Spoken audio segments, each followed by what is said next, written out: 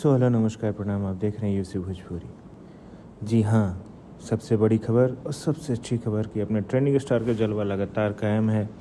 Trending star हमारे खेसारी भैया का जो आज गाना रिलीज़ हुआ था वो आज निरंतर ट्रेंड करते हुए trending number 10 for music YouTube के सेक्शन में एकदम बवाल मचा रहा है।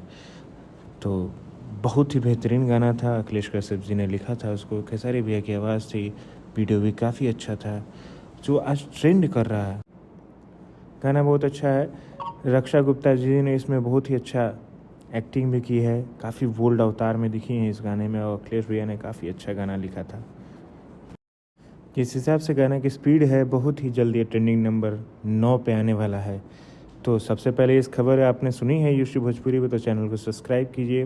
भैया के फ़ैन हैं तो वीडियो को शेयर कीजिए और निरंतर सपोर्ट करते रहिए। जय माता दी, जय भोजपुरिया समाज, जय हिंद, जय भारत।